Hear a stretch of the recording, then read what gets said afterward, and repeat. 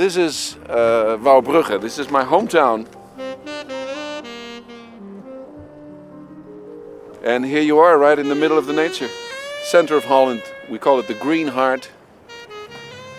We're right in the middle of the cities of Holland, the big cities. Amsterdam, Rotterdam, The Hague, Utrecht.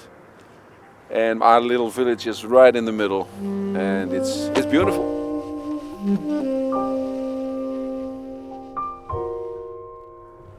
I suppose I am a nature boy. You know, I love nature. It's the serenity, it's the peace and the quiet. And I think all good, true music comes from the peace inside, you know. And then it can have all forms. Can be very powerful, can be very quiet, but there has to be some peace in the music, some rest. And well, that's what you find here. This is very inspiring.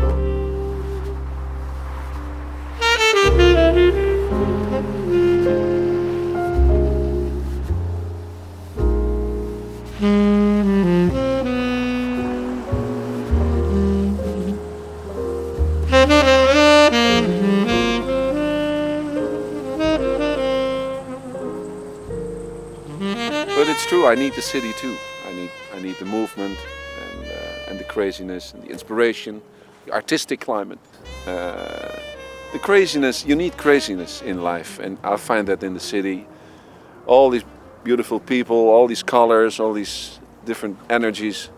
It's fantastic, you know, but to come home in this environment that brings you really, I think, close to yourself, to the center of yourself. And I suppose that's where the whole thing starts, you know, so it's inspiring. I walk a lot because it gives you room in your head. And I'll also notice that as soon as I get out, I start singing and whistling. So the music comes somehow very easily outside.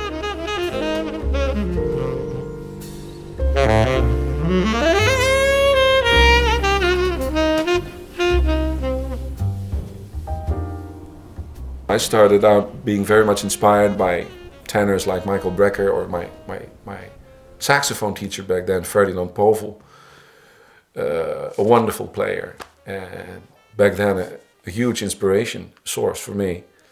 But then I started listening to Miles Davis. So your ears, your musical ears, they started to change, you know. They said, wait a minute, you can, with one long note, you can create so much music and leave so much space for the rest of the band and create this space, this Dutch polder space in the music, which makes the music breathing, which is a completely different concept than, you know, can be great too, but that influenced me a lot. And well, obviously, you know, as a musician, as well as a person, you grow. You change, you evolve. Looking back, listening to my music, to my playing, I think the intensity grows. You know, if you play a ballad, you know, that's where a lot of emotions come out. And the older you get, the more comfortable you are with yourself, the more closer you are to who you are. And so the easier it is to express your heart, basically, in the playing. I think that's a learning process. I see that when I teach my students, you know, they can play the saxophone pretty well, they can learn the songs pretty well, they can play the melodies pretty good, but to express their hearts, you know, and to give it the depth the music needs, you know, you cannot play a love song without your heart, you know, it just won't work.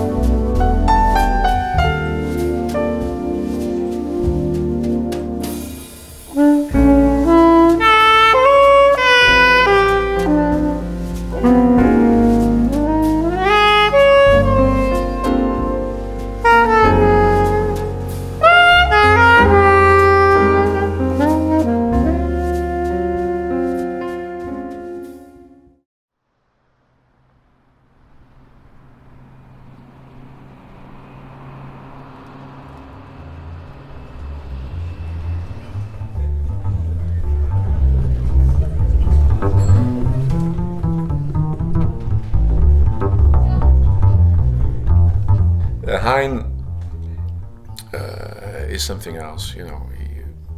There are a lot of talented, very good musicians out there, and obviously Hein is one of them. But Hein has got something extra, something magic. He's got his own thing. He can make a melody sing, and I suppose that's what I and Karel are trying to do also. When we play a melody, we want it to be sensitive, and Hein can do that on his bass. He's a great improviser too. So he's got the low register for the bass function. He does that really well. Very musical, very interactive, open ear to whatever's happening. He's got a groove, but he's got these melodies too.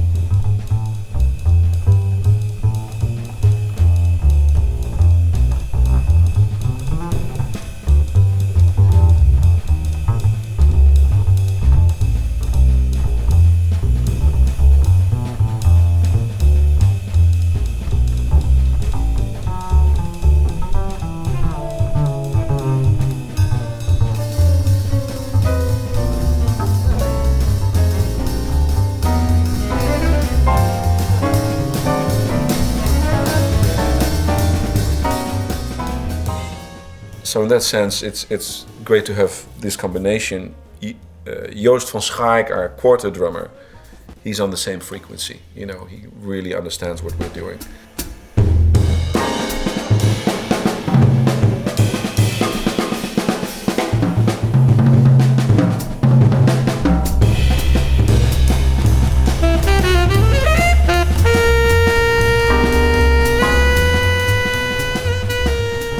With Karel, I'm playing with Karel now for 25 years, and it's unique.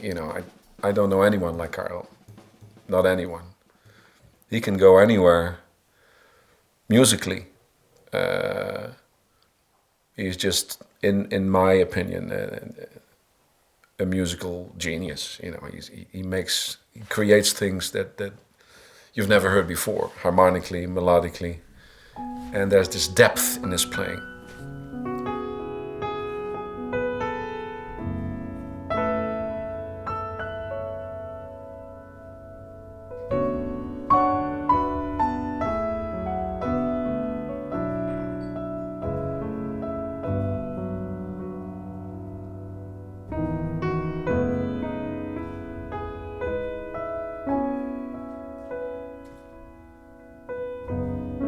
What I try to do is I try to make a story, I try to tell something.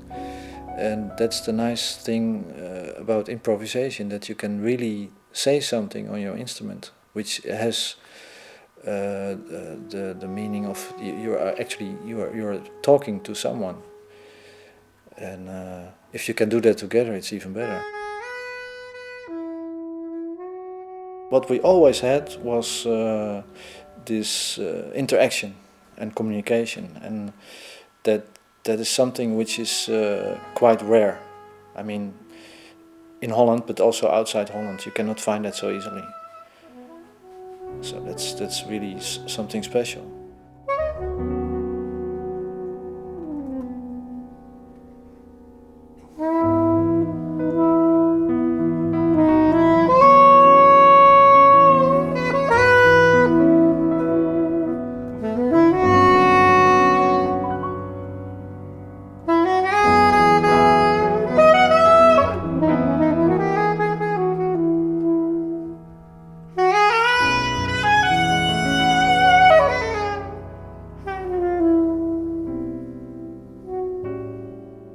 So it was exciting to see how Peter would blend in.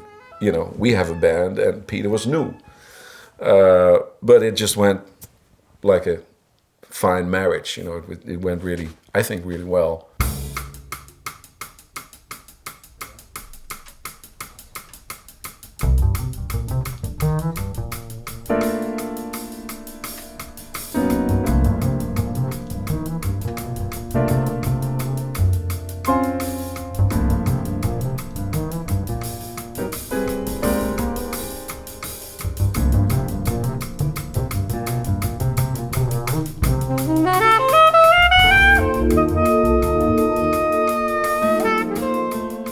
come here more often, and playing at the BIM House on a couple of occasions, I got to meet Toon Roos. And very friendly guy, very engaging guy. I didn't know if he was a good player. Sometimes the friendly musicians are friendly, but they're not very good. It turns out that he's a really, really great player. And the great thing about him is that he has a sound. Maybe this is part of the Dutch thing too, because if I've noticed one thing about the Dutch people, unscientifically, that you folks can be a little bit stubborn. And so Toon, I think, has a very stubborn style. And I don't mean that he's not open musically, but he has resisted going where a lot of other tenor players have gone. And he's playing with a sound and stylistic concept that, frankly, is kind of thrilling to hear. The things that it reminds me of Stan Getz, but a lot of also of Wayne Shorter, and not in an imitative sense, but there's something at the core of the way he plays that has a real Wayne thing to it, and some of his note choices. And it's something that I don't hear too many or almost any other tenor player doing right now, so that's why it was a lot of fun.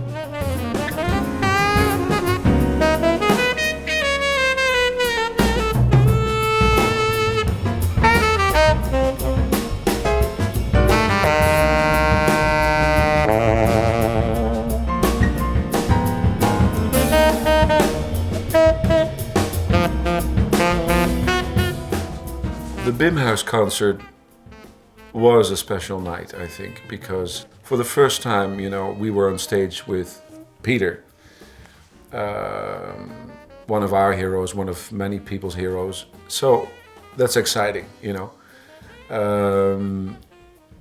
Peter enjoyed our songs a lot, he told us, and that's what we noticed when we played together. So there's this special thing when people like to play with each other and you're gonna do it in front of an audience for the first time. That's what I noticed, especially if you play new songs that you haven't performed before and you go on stage and you have a new band too. There's a lot of positive tension. It's a lot of potential for exciting music.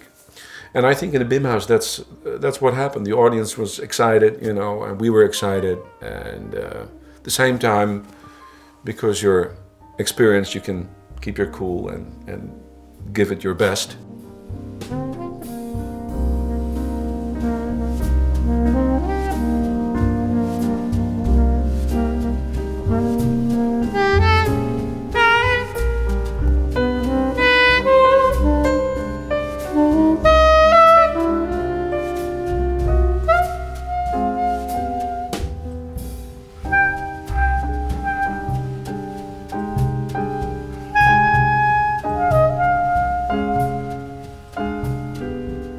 Yeah, it was a long-time wish for me to play with Peter Erskine. Ever since beginning of the 80s, I listened to his music with Weather Report, Steps Ahead, and I'm very sensitive to drummers anyway, and Peter Erskine, Steve Gadd, Tony Williams, all these great jazz and pop drummers. They're also heroes of mine. So to have the opportunity to play and record with Peter, that was a dream coming true, actually.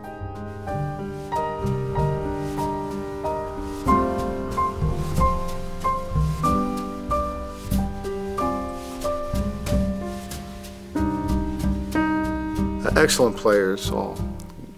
Karel was just a wonderful pianist, brought new things to my music, and also, learning his tunes and hearing what he played on Toon's songs were great. Hein van de Geyn was just a wonderful gift for me as a drummer to get to meet him and get to play with him. I felt instantly at home, and I like the doorways that he opens when he plays. He adds a very nice dimension to the music. So we had a lot of fun. It was an excellent band. We put it together very quickly. We had one afternoon of rehearsal.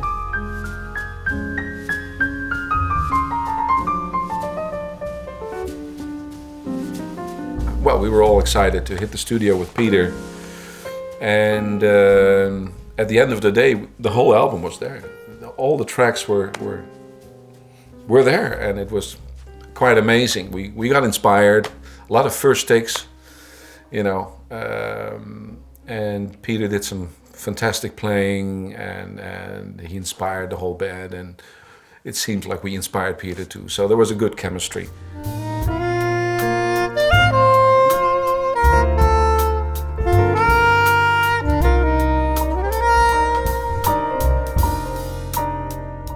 It's a nice cross-section variety of music, some kind of funk stuff. Not much bebop, not a whole lot of 4/4. But the last album that Toon did with a young Dutch drummer, I forget the guy's name, but he's really good, terrific player. What's the guy's name? See, I knew they were listening. Spies. Joost van Schaik. What? Joost van Schaik. Huh?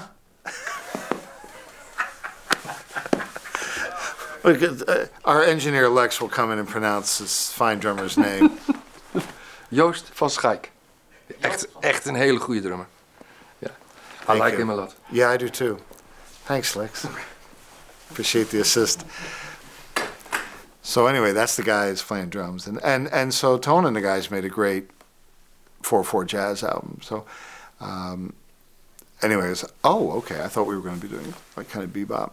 So I thought, well, let's see what we can do in this funky way. You know, let's change the vibe a little bit and make it more groovy and still perform jazz music. It was more sort of. I think somebody may have used the word fusion, which is.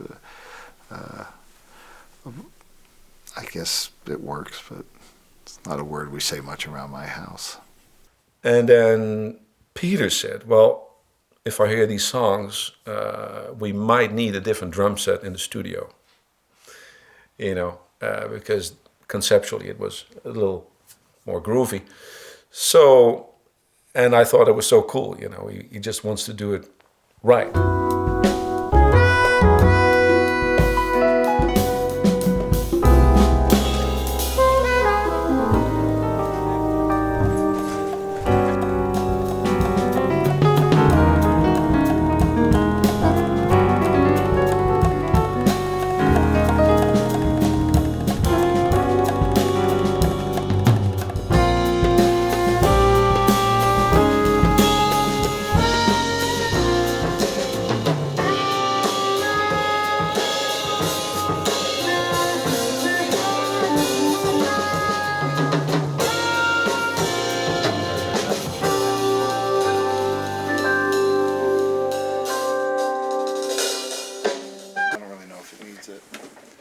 Yeah, I'm thinking about maybe it's this song is cool. In fact, I think the drums could be.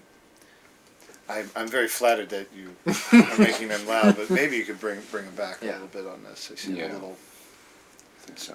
A little bit like a guy invited to the party and he just started eating all the potato chips. Get out of the way. That's what it reminds me of. Some musicians really don't have an idea of what they want to do, and those projects are difficult.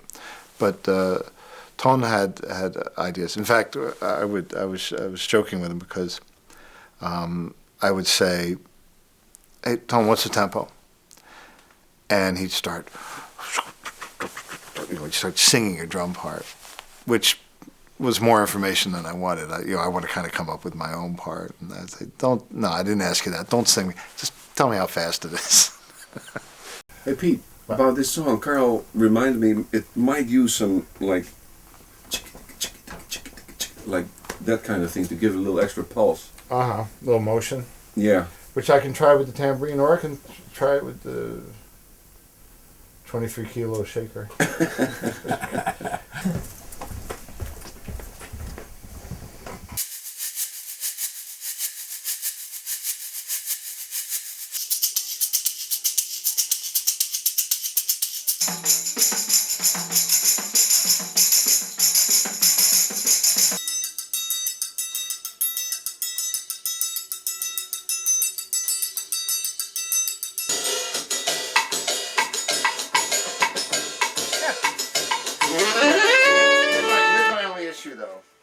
Then the song's really not Obama. It sounds like, you know, Like a like we're Brazil. celebrating the Brazilian president. You know, Yeah. It's maybe a little too much there. too much, too much. Yeah, I know what you mean. Yeah, and especially what I played. I mean, that's total like Brazilian bullshit. Okay. Okay, so just shaker in the background and triangle and that little pandero at the end, and that song's done. Thank you. Okay. Sorry, that was worth trying. Yeah? No, It's beautiful like this, Peter, I think. Really. Yeah, and It gives you... I know Lex will mix it.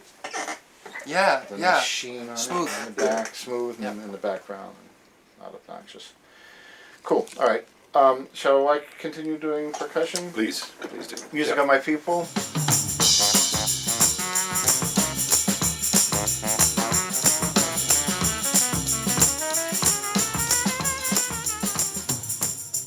We did 2 songs of mine. I overdubbed percussion today on one of them. It's an old tune called "The Music of My People," and the title was a joke. When I would work on recording sessions, like for a TV commercial, and playing this music that was pretty dumb, you know, on playback I might say, "Ah, yes, the music of my people," with some kind of accent. It's kind of a New Orleans sort of second line groove.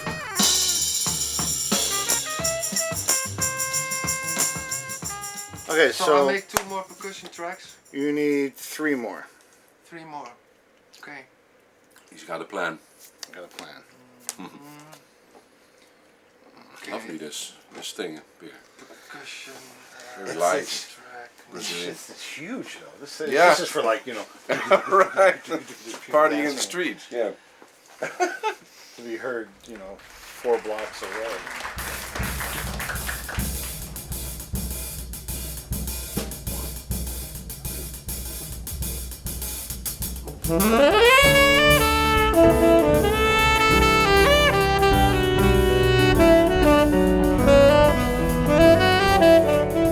The Obama song is a song obviously dedicated to the American President Barack Obama.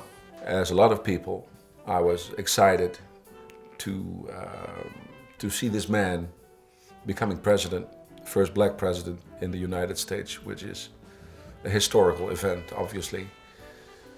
It seems to be a man of intelligence and integrity, an inspiring man who gives a lot of hope to the world community, basically.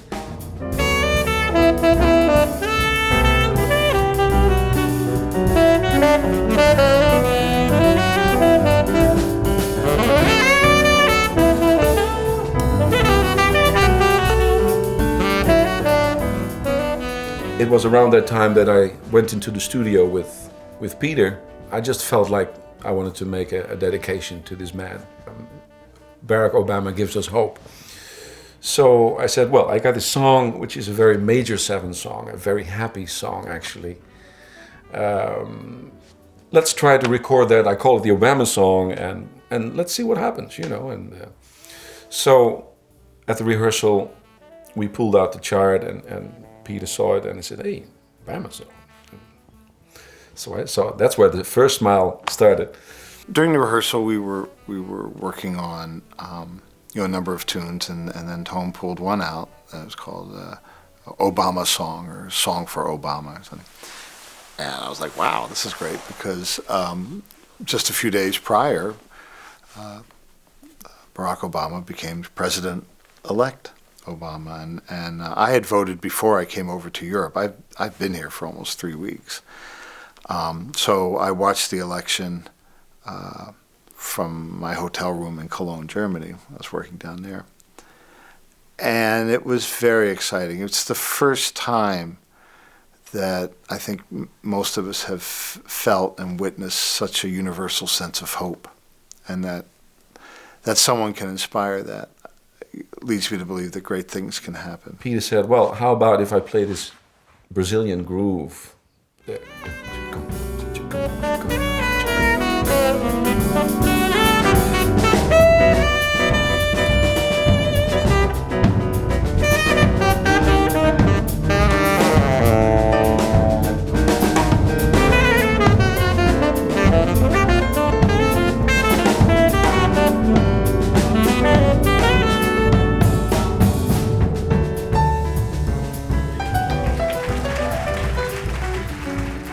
I didn't think of it that way until that point, but it just sounded so nice. You know, it really made it work, and the melody came off really nice and happy, basically. It became a real happy song. So yeah, this song, it has something special. Also the title and the dedication, of course, but also the character of the song. It's a real happy song, and that's a side in me sometimes. You know, this blues and this melancholy is beautiful, but the happiness has to be expressed too, the joy we feel in life, and the Obama song is about that, I think.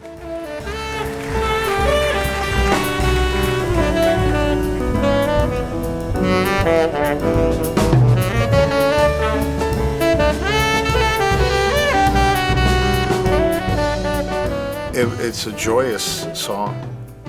And it really captures a mood, and I hope we haven't made it too Brazilian feeling, because it's, you know, it seemed like it wanted to go there. I don't know if Barack Obama can dance the samba, but I hope he gets to hear this tune. I'm sure he would like it a lot.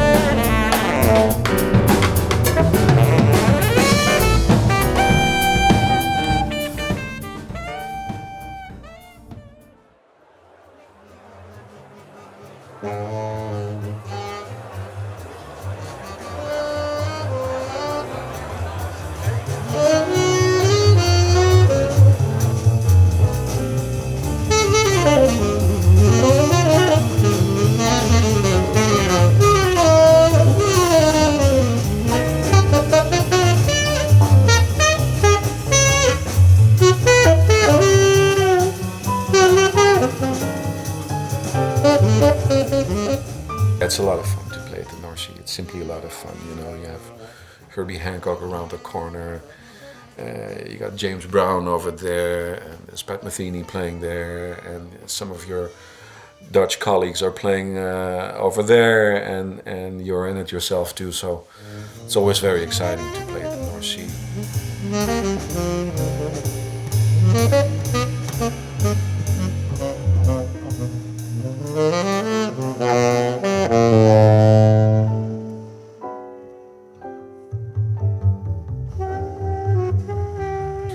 And well, the great thing comes to my mind now is that the first time I played with Joe Zawinul was at the North Sea Jazz Festival.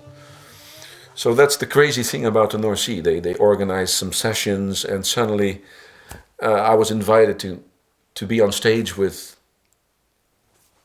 Joe Zawinul, Toots Thielemans, and John Schofield, Christian McBride, Ravi Coltrane. You know, this session with fantastic American players, and there this guy from Wouwbrugge was also standing with his horn.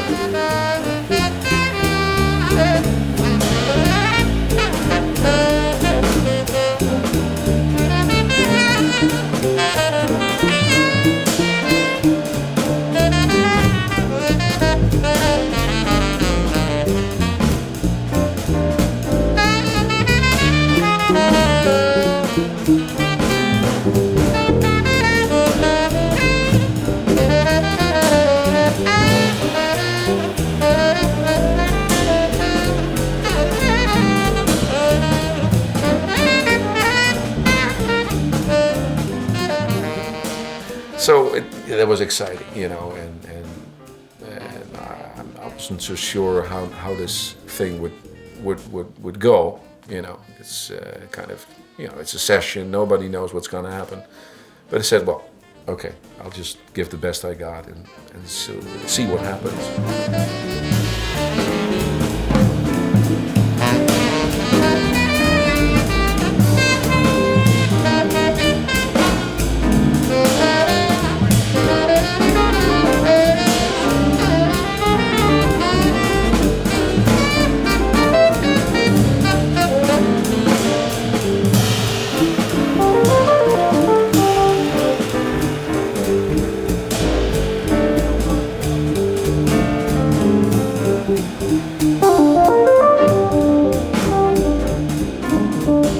And then afterwards, Joe Zawinul came up to me, and well, that was very reassuring. You know, he said, "Thanks for playing with us. You know, you're a great player. You deserve to play with us."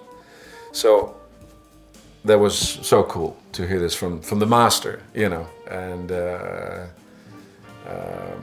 and after that, he invited me in his club in Vienna, and we did another session there.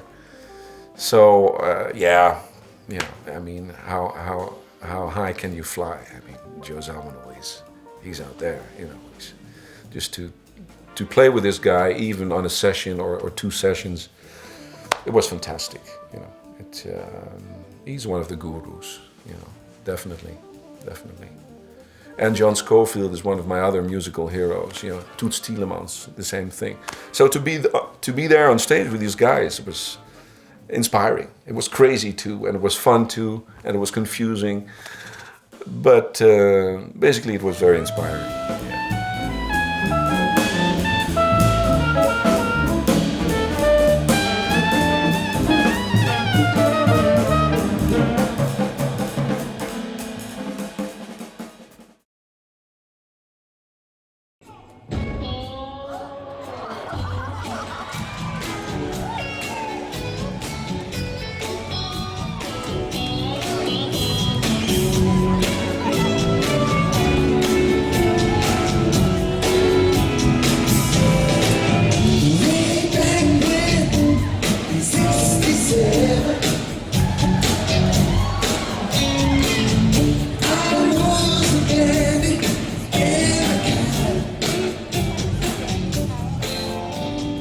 Referring to the concerts we did for Steely Dan, we played, in concert halls as a jazz band. You normally never play, you know, like 5,000 or 6,000 people. So that's an exciting thing. Our function was to open the show of Steely Dan, to warm up the people, give them something to get the taste of nice music. And so it was, in that sense, exciting to see what would happen, how the audience would react to our music. We noticed that the reactions were very positive coming from the audience. Paris was great. We played at the Olympia there, and the theater is wonderful. But the audience was great too. You know, they were really shouting at us through the chorus and saying, "Yeah, woo!" You know, it's like, "Hey man, that's hip." You know, like they were really getting involved into what we were playing. We didn't expect that, but sometimes that happens, you know, and that was exciting. So overall, the reactions on our music, also from the band, from the guys of Steely Dan, from Walter Becker and Donald Fagen, they were really happy with us opening their show. And Donald said, "Well, we might be able to do it again." I said, "Well, I love to," you know. So that was a great thing, and. It was honorful and exciting, but the audiences were cool, thank God, you know.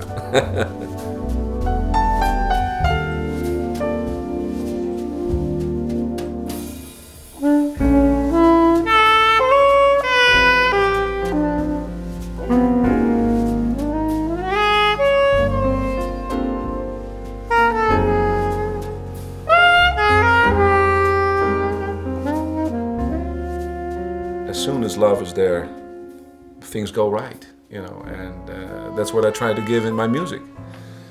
You know, give it to the audience, give it to each other, give it to ourselves. Enjoy the beauty. It's a romantic point of view, but we're romantic guys, you know.